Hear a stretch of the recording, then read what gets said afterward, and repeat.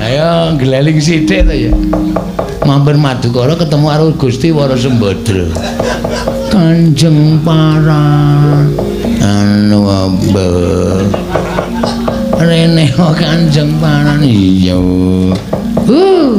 Mbok panaken wonten ing pinggiring rut ki.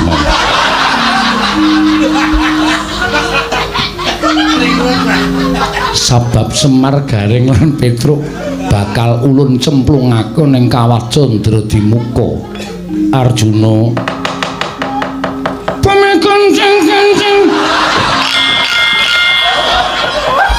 mangat katon lerken bener ora iki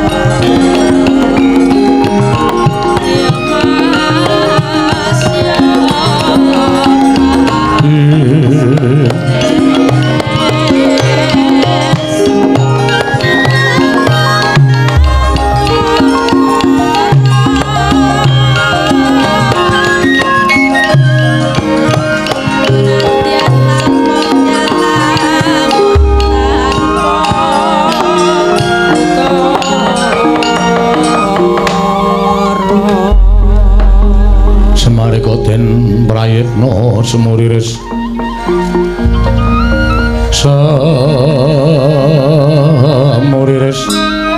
eko balik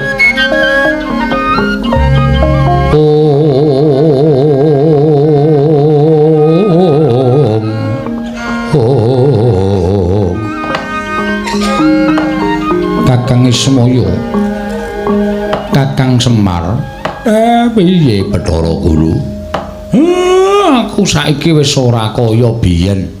Aku wis lungguh ngisor. Ya mung nggonku arep ngaturake tata krama sarana atur basa krama. Ya mung kudu nata ati dhisik Manikmaya. Kakang samanggestunipun sedaya menika namung lelamisan. Krana menapa? Kula ajrih piwalating dewa menawi ngantos kula meksa dhateng jengandika Kakang supados nglenggahi tata krami dhateng ingkang rayipun Manikmaya. Kakang menapa ing sampun ngaturaken menika kula jabel. Malah sakmangke Kakang Semar kula dherekaken rawuh wonten ing Kayiwangan sayekti sakmangke supadosa Kakang Semar saged ngraosaken kanikmataning kahyangan. Lah piye to? Lah kok kowe molak-malik ki piye jare kepengin ngukum karo anakku Bagong aku wis dadi wakile wis aguk. Aku mbok kon nyembah aku ya bakal nyembah, mbok kon basa aku ya bakal basa. Supaya apa sing digayo dening anakku Bagong bisa kasembadan.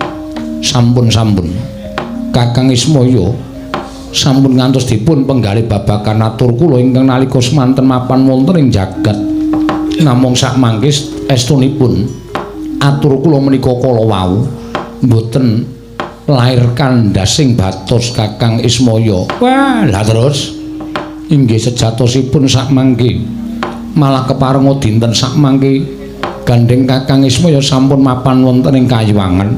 Monggo kinarya tandha bektinipun kadang taruna tumraping kadang werda.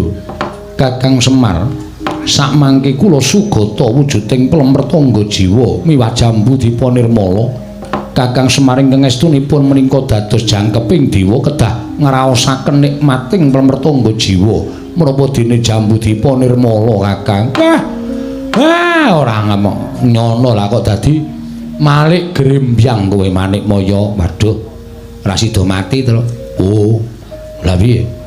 Bathara Guru paring pangandikane kabeh mau ming lelamisan ora kandhas lahir batin ki. Wah, ya matur nuwun. Malah bapak dijak mak emplem. Kowe doyan ora? Oh, doyan. Peloke. Doyan tetepan reng aku. Ambal mertangga jiwa ora doyan piye? Mertangga jiwa ki darane para dewa kok. Menawi Kakang Semarestu kersa mangke Sugata menika badhe dipun aturaken anak kula pun Bathara Indra Kakang. Lah nek aku ki mengkari manut, Nek mbok paringi ya tak tampa dene ora ya ora apa-apa wong alamku karo alammu ki wis beda. Kowe ning kayangan, aku ning donya. Ya jarakan aku pancen durung tau mangan pelem mertangga jiwa jambu dipa nirmala ewa dene mbok paringi. Aku ya mung iso ngaturake panuwun ingkang tanpa pepindhan manikmaya. Miyat langening kalangguan aklar pandan moncar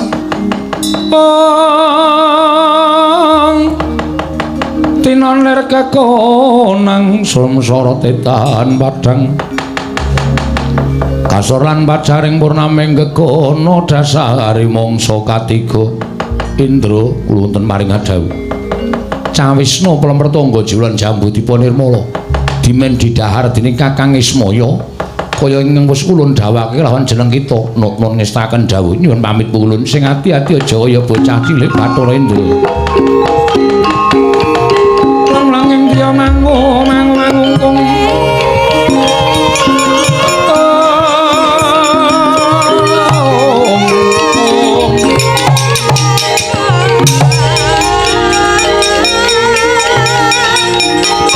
kanduan rimang releno tanpa kanen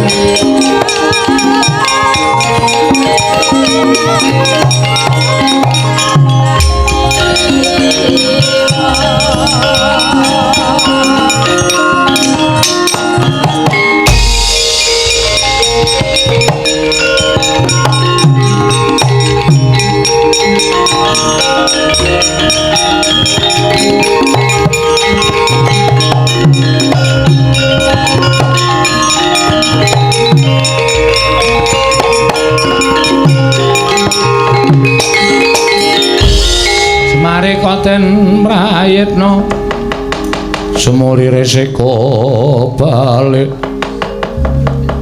titiyane gandayane trisanya purnama sasi monggo Kakang Semar kula aturi angrahapi Pelemertangga Jiwa lan Jambu Dipa Nirmala Kakang Nayantaka keparenga kula aturi ngraosaken nikmating dedaraning para Jawata Kakang. Apa ya anak-anakku mbok keparengake ngrasakake.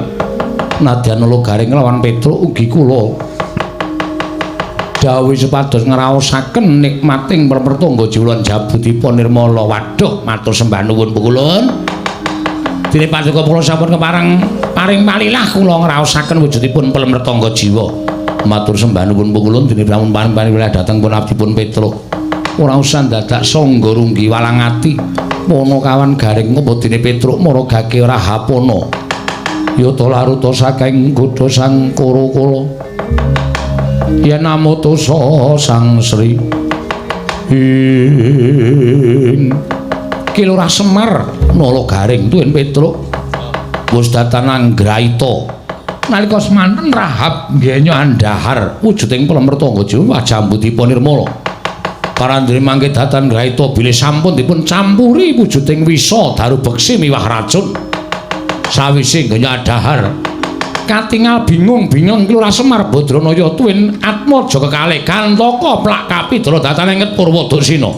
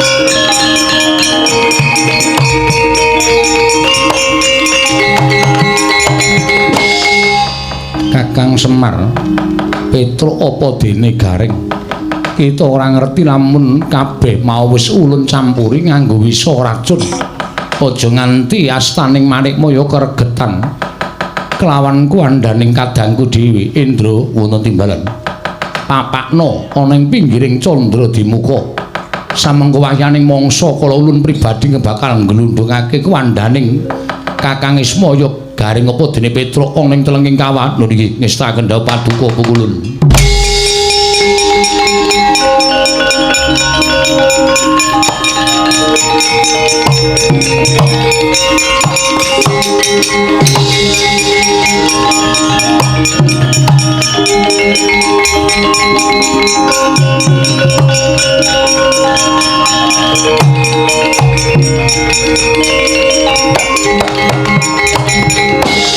Kaya ora ana ingkang ngepalangi marang kalandraning Bathara Guru. Titah ing ora gelem nyembah, titah ing ora gelem tata krama. Ya kuwi kadangku tuwa dhewe Kakang Ismaya Sirna Margalayu. Mung kari nyemplungake ning telenging kawah candra dimuka.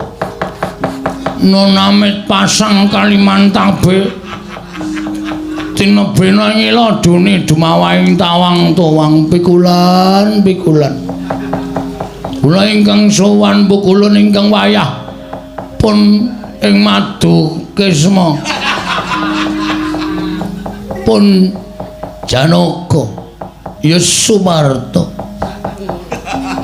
Margana Kumbang ali-ali Pilikiti ya sang Kuntilisih ingkang sowan pukulun kocap kacarita kaimet kecap campuri merica praptaning Raden Janaka nyerbapa pindha sata lininting sata manggih krama diwejo pukulun kula ingkang sowan pukulun kekadone ane wandane apa ya lali aku kaya per lapar manoke mabur enak kowe ane endae patinge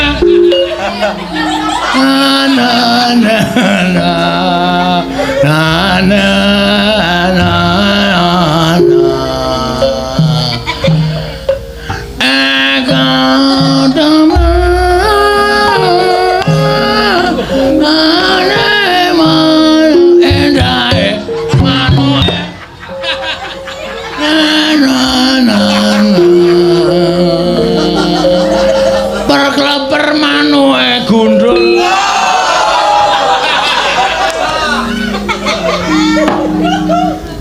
milahing Mas Tunama Sidam Sekaring Bawana langgeng iki kaya titah ulun Arjuna mekaten ulun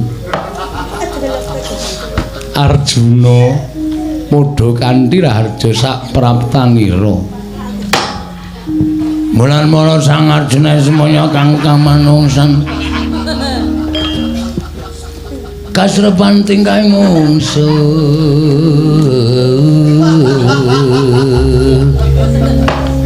niran padha kadang ayu toya ngandale toya kasinggihan mekaten pukulun ing wayah ing Madu Baru kula pun Arjuna pukulun wayah ulun Janaka inggih pun Permadi iya Permadi inggih pun Kunti Dewi Batsa inggih Margun bapake Pendi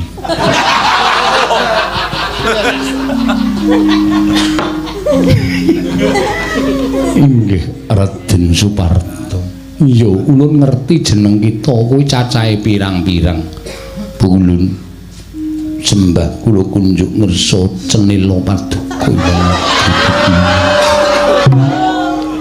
Ya ulun nampa akarya bombong tias ulun. Ora lihat pangestu ulun tampan ana kula mending jimat manik pindaning kesendesen. Arjuna nenten timbraning dawuh. Ana wigati apa dene jeneng kita sowan?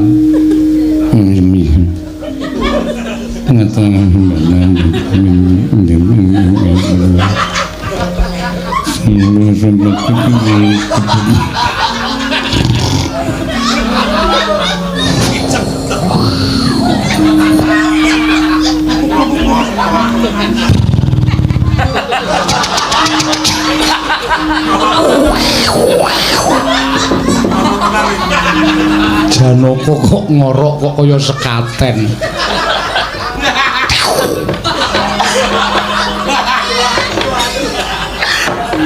Arjuna nendhamu. Apa to sababe jeneng kita sowan? Sebab akibat. Sangling sepisan kula namung badhe nyuwun prisa. Yo Arjuna apa menapa sababipun dene Pak Rebo lairipun dina Kamis?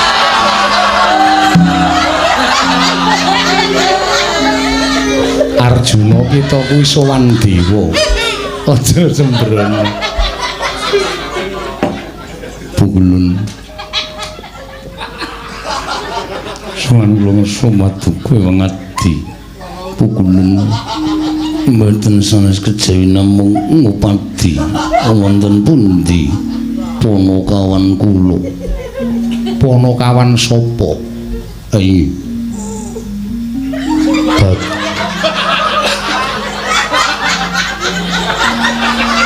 Ponokawan kula Pulun. Ponokawan sapa? Baron kalih Bagio. Ponokawan kita ateges ya kuwi Semar Garing lawan Petruk kesinggihan Pulun. Awit kula mangertos Pulun.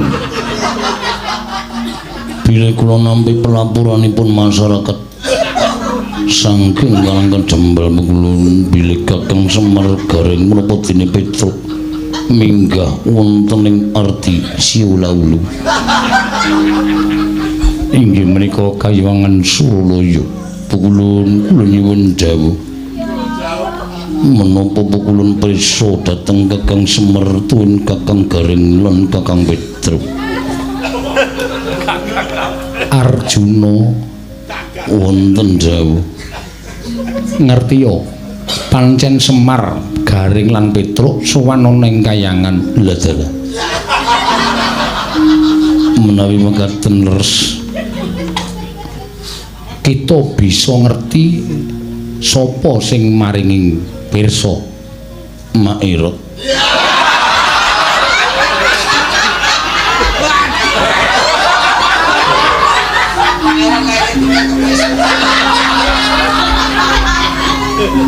Menika klebet paramurmaling. Mekaten Pulun. Ngerti ya inggih yen to Semar Garing lan Petruk samengko ulun papanake ana ing pinggiring kawah Candra Dimuka. Aduh Pulun kaya menapa mboten dipun papanaken wonten ing pinggiring rut kemawon.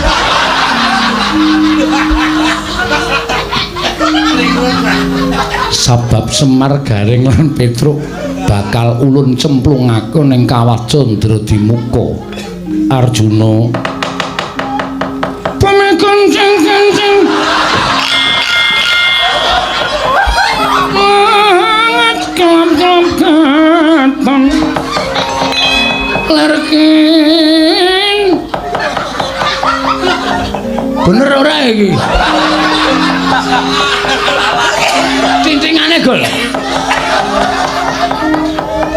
konjang kancing langit kelap-kelap katon lir kincang risang mawe gandung ajep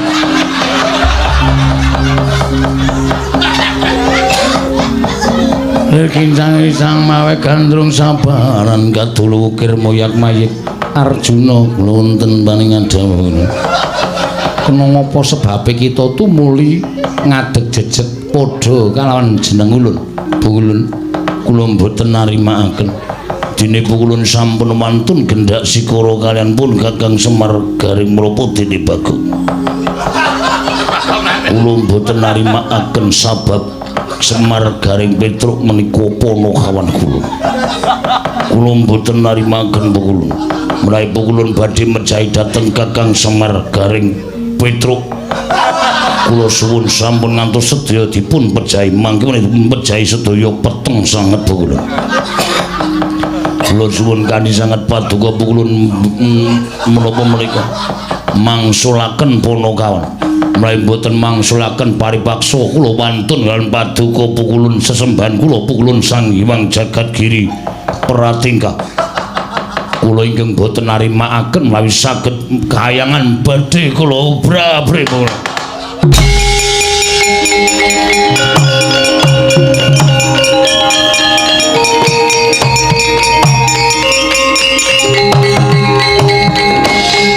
Arjuna yen ngono kita wis wani lawan jeneng ulun kenging menapa kula kedah ngetingalaken Darma kenging menapa kula kedah ngetingalaken Darma Wisata dan Bablah kenging menapa kula kedah ngajeni kaliyan paduka Bukulun menawi pakulun sampun boten saged dipun ajeni kula ingkang boten narimakaken yen ngono kita bakal ulun tibani guntur geni guntur angin lebur tumpur tanpa dadi monggo Bukulun kula trimaringaken guntur cuci motor guntur geni guntur angin boten ajir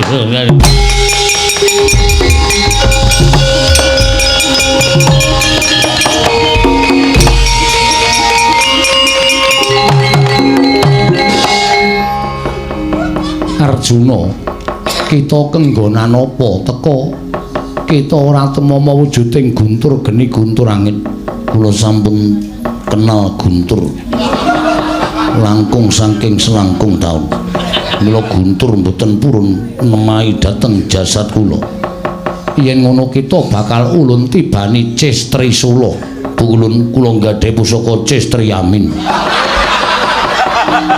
menawi kula tamakaken kalian sak marwanipun panjenengan badhe cilaka tampanana Cestri Sula kelakon jebluk dada kita Janaka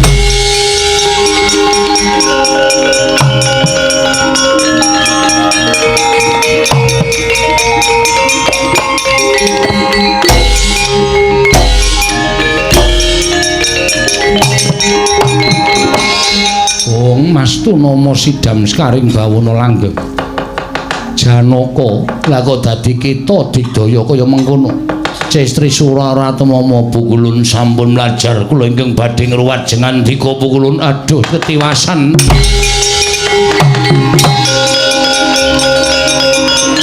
ora kaya kandhani kaya ora nyono babar pisan lah kok Janaka kok digdayane kaya ngono. Lho iki teko nang kene nah. Kosek. Lho kosek kita omong apa? Aduh cilaka iki aduh. Wah keterucut iki. Wah wis. Kosek. Konangan kowe iki.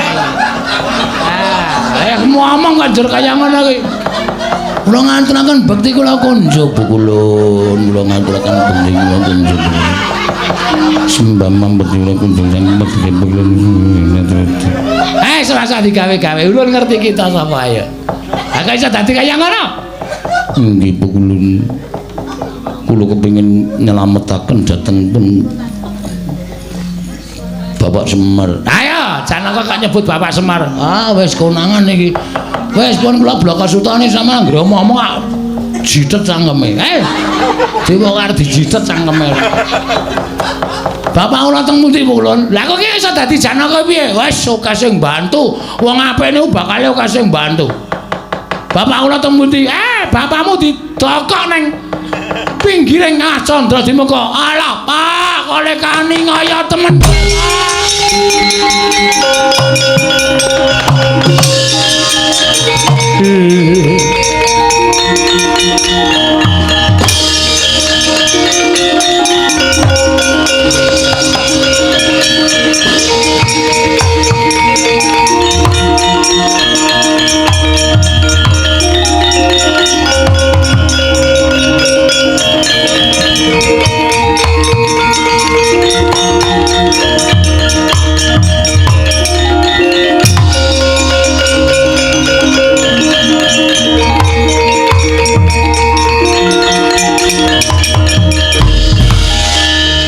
Den klumbruk kok kumban. Modar kabeh. Semaris mecicil. Petro lambene wis banyu. Bareng mripatis drubung laler. Edok mati kabeh. Dewa, kula nyuwun pengayoman Bu Kulon. Kula mboten kepengin bapak kula sami pejak kados mekaten merga pokal gawenipun pukulan Sang Hyang Bathara Guru. Kula suwun ing ngersanipun Jawata.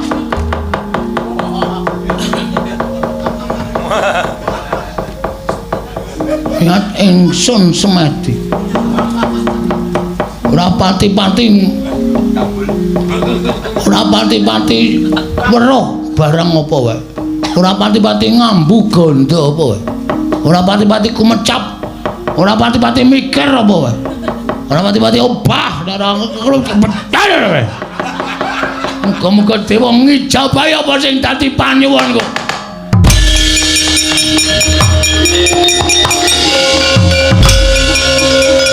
Wah, bara.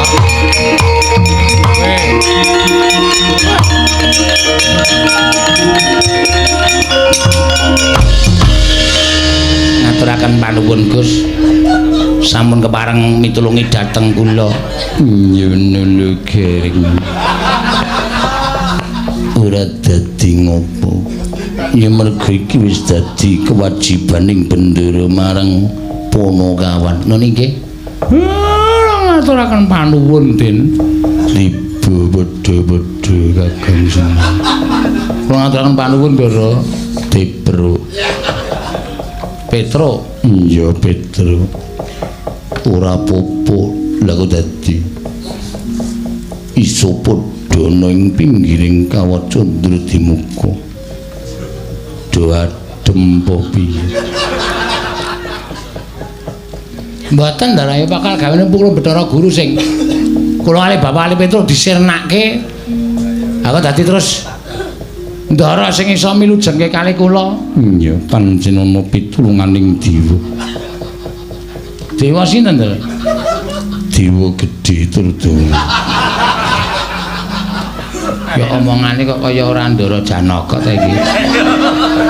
Heeh, kok rumah saku kok kaya gedhe ning gegeden. Justru.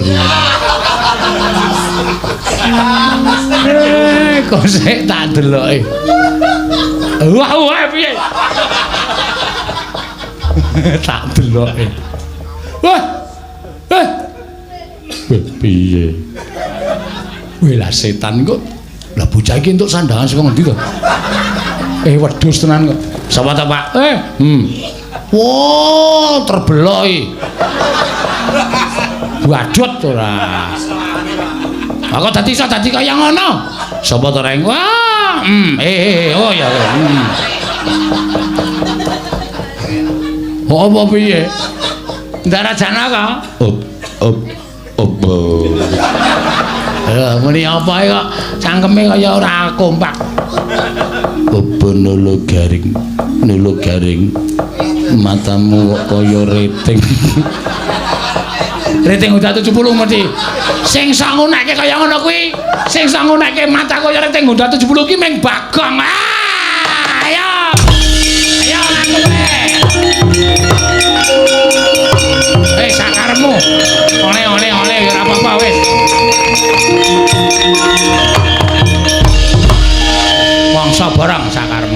bebas wae pokoke. Oleh-oleh imbal nek perlu imbal. Nah, lah kok dadi Ndara Janaka. Wah, jan wis. Iki kok dadi mbuh. Ah, ndelah. Muni mbuh ketok. Kowe kudune matur nuwun karo aku wis tak uripke. Semar barang kuwi malah. Wis iso wujud kaya ngono iki apa? Mbah, wis ora usah do takon. Sing penting aku lakon bengi iki. Oh iya. Terus lakon piye? Iki ngene, Tru. Piye? Kayangan suwung. Lho, Bathara Guru. Wah, wedi ora aku. Lho. Apa? Wah, domonge kok. Dhek ngentokke guntur geni guntur angin. Aku ngetokake guntur cuci motor. 5 kali cuci 1 kali gratis. Semprot Bathara Guru kontal. Apa? Saiki Sela Kandawaru Binangun suwung. Terus aku sing arep nggoni. Ya.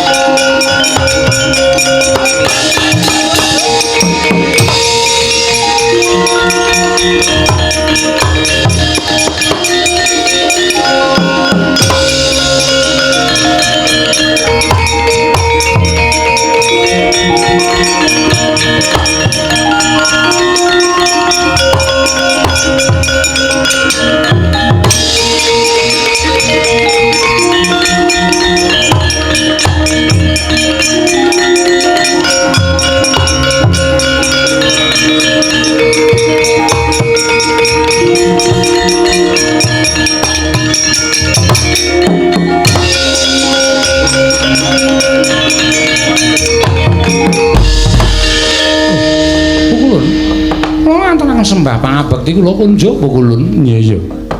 Kresna ulun nampa. Ulun ngaturaken sembah pangabekti kula kunjuk. Iya. Arjuna ulun nampa. Para Guru aku ngaturke sembah. Iya Werkudara ulun nampa. Wonten menapa pukulun? Mlajar Arjuna. Janaka kula wonten paring adhawu. Kita aja banget nggone gawe wiranging Bathara Guru. Apa kira-kira isih kurang kanugrahaning kadiwatan ingkang kita tampa? Lah kok kita gawe wiranging Manikmaya. Arjuna, ingkang sekawit kita sowan ana ing Kayiwangan. Gawe wiranging Bathara Guru teka saiki wis mapan ana ing kene. Lho, Janaka ana perkara apa? Pukulun.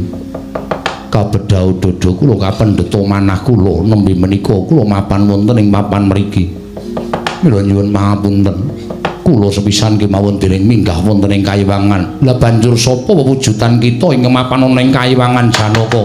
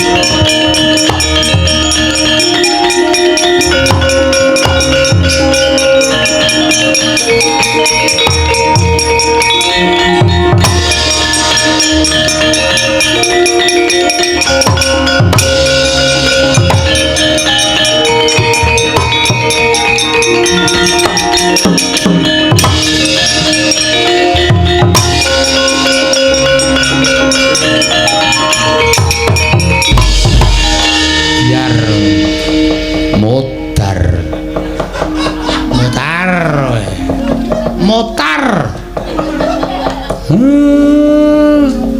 gegek sebar kula kepiye Kakang iki kok aku kok ngedep kaca rias Janaka wonten dawuh kurang ajar sami jebles kalian kula ora Bu ya kok sik ning ngrasane susik ora rasane susik lah aku ki gumunku kok Janaka kok ditutke Panakawan mongko Panakawane kok ora ganep kowe mundur sik badhe kula suduk mawi curiga. Ayo ati suduk kok. Suduk genti ayo tinosi. Mundur sik. Nggih ngestaken dawuh. Tak rembuke aja kuwatir. Kadanging pun Kakang Dimas Arjuna. Apa Arjo? Sinuwun Darawati. Koko Prabu semban kula, Koko Prabu jimat den kula. Koko Prabu ngaman kula. Koko Prabu Darawati. Koko Prabu. Ming muni Koko Prabu kok mengap ambane Koko Prabu. Janaka wonten dawuh. Piye? Wonten dawuh. Lah kok si Adi nang kene? Nggih sampun sawetawis Prabu. Piye? Sampun sawetawis Prabu. Si Adi ngopo nang kene? Darma Wisata. Alias Tegenik. Wis konangan ya iso. Omongane ngawur ngene. Arjuna. Janaka. Wonten dawuh. Kowe iki nek tak timbali nek aku seru-seru mesti kowe ya seru wong kowe karo aku iki ra iso pisah. Arjuna, wonten dawuh. Iya. Konangan. Wah, mutar rawe. Wis candak. Wis aja tok kapang-kapake, aja tok kapang-kapake wis. Sinten kok Prabu? Asu. Sabar ora kena nesu. Tak pecah sirahe. Aneh lho. Sopo?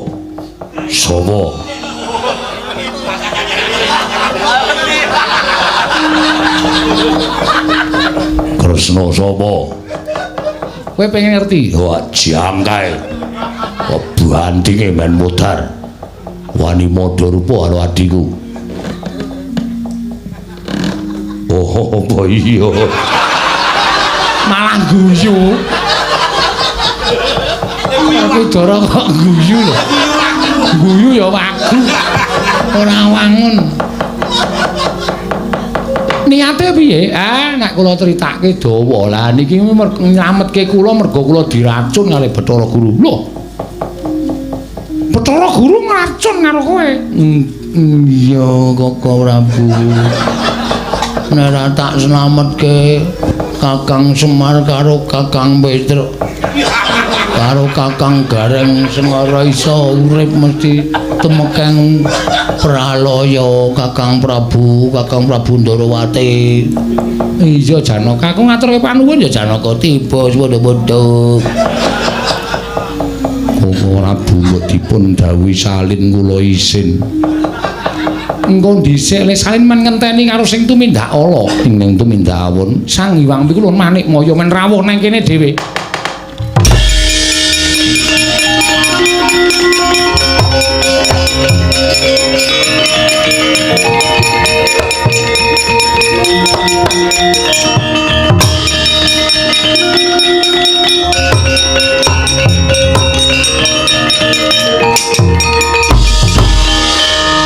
Arjuna, kena ngapa ora sira pateni wong kang madha rupa? Dara Guru teka meneh. Nantang karo Janaka. Gong, rasah wis ora. Aku isih ora trima. Iku karepe dhewe panesmane jajal. Iki le metenteng ora ning gase bapakne. Ora lega rasane nganti kene ora ngajur-jur kuwandamu Bathara Guru. Wah, bocah kewanet karo Bathara Guru. Wis Bagong wis sabar. Pukulun kula aturi ngemutaken dhateng Bagong. Kula ngertos sampeyan ingkang momong anak kula nek mboten mong anak kula ora bakal ampuh digdaya kaya ngeten.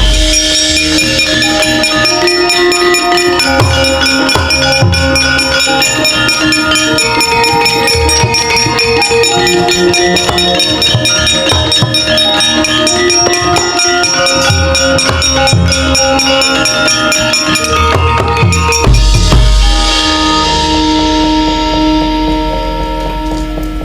Moyo wonten dawuh coba ulun tak takon yen to lelakon ingkang kita lakoni kaya mengkene mau dosa sarta pidarane kudu apa lamun ora ana Bagong ingkang ulun mong Semar Petruk lan Gareng Pustekaning Pati tegese kita mentala mateni kelawan dulur kita dhewe kita mikir apa napi mboya inggih Bu kula inggih kula nandhang kalepatan kula nyuwun pangapunten Bu kula mboya lawan ulun kita njaluk ngapura nanging kelawan kadang kita Ismaya Kakang Ismaya kula nyuwun pangapunten ya ora apa-apa sing wis ya wis ning aja mbok baleni ya inggih ngestaken dawuh Petruk ulun nyuwun ngapura mboten napa-napa Nolo Garing ulun nyuwun ngapura mboten napa-napa Bu kula santai mawon niku klina disegawe sengsara wong kok Bu kula Bagong ulun njaluk ngapura kepiye ngapura kula yen ngapunten mboten kelingan sampeyan teng ngajeng kula nek ora Bagong ora ana to mbungok sro banget kok ning mburine Iwang Pikulun padha wenang nganti kaget Iwang Pikulun padha wenang jaedan nawa-nawa niku dipikir kula mengko wong njaluk pertangga jiwa jambutipun ora entuk piye ana dene kalah karo aku mergo ulun momong kita lho kudune sing tak mongki cah cilik wus Bagong nun Bu Kulun ora wedi kan ulun takut Bu Kulun aja sembrono dados apane padake lagu wae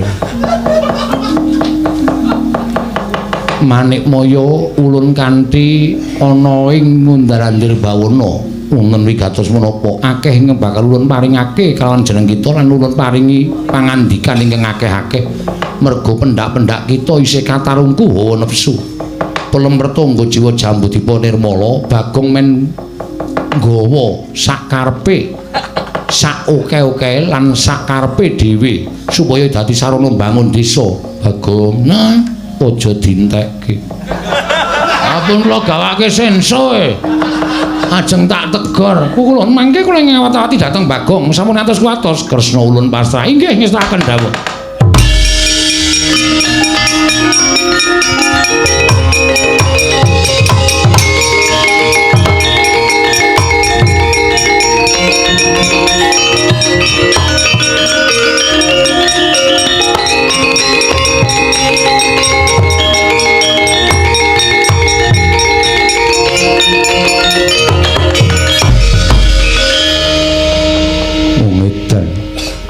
kok dadi malik aku barang ngapunten ayo medingko srana kok ya wis ora apa-apa sok meneh taren sing ora entuk mbok wis langsung wae arep mampir nang Madukara kok gojag-gajeg piye arep mampir nang Madukara kok gojag-gajeg ayo gleling sithik to ya mampir Madukara ketemu karo Gusti Warasembadra Kanjeng Paran anu abah rene Kanjeng Paran iya mbok pikirane sing apik wer karo Bendoro arep kurang ajar Bagong ora kena kaya mengkono iya Sinuwun Ndarawati lho kowe iki wis ora kenggonan Sang Hyang menang kok isih ora ndek lali ngapunten Sinuwun nggih Sinuwun wah mrene dak dasmu mrene wani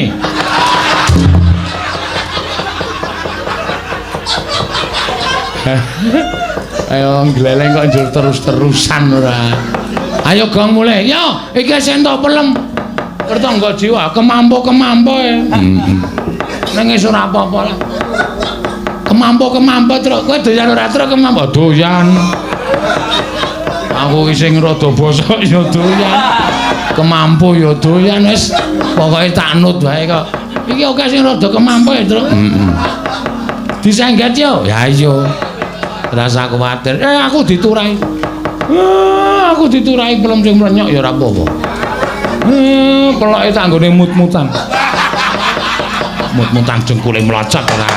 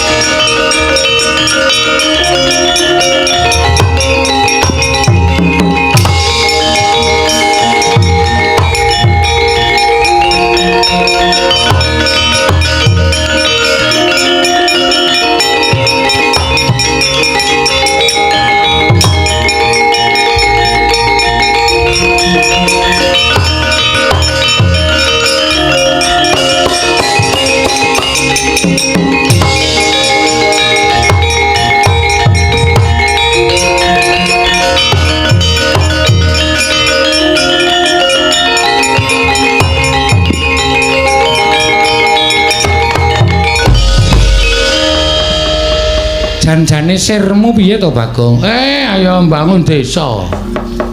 Bangun apa? Bangun mental dan spiritual. Lahir dan batin.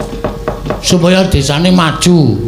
Oh iya, lah desamu ki Triwi dadi. Oh. Kecamatan Pajangan, Kabupaten Sleman, Bantul. Ngapa itu kowe iki nek aku lagi ngleleng kok kowe sekitar kaya serik ngono lho. Kaya ora entuk nggon ngono lho. Ora wis saking gobloke kok goblok kok dadekke lakon. Salah sing njaluk. Dadi nek perkara tekan jam 3 iki kentekan lakon ya bubar. Ha iki bayangke arep perang terus apa? Kurawa ya ora melu ben dewane ya wis teluk, dewane wis ngaku kapok, wis menehi pelem pertangga jiwa, jambu dipa nirmala. Ha ta? Iya, lho kok ta? Nggih ta? Iya. Saya bayangke arep apa meneh iki? Piye, Bir? Aku tak malik Kresna apa piye? Aja dienggo ngulur wektu. Nek wis entek critane ya wis arep dikampake meneh. Sura Sudira Jane ingkang rat Sobrasra tekake ngulang Darmas.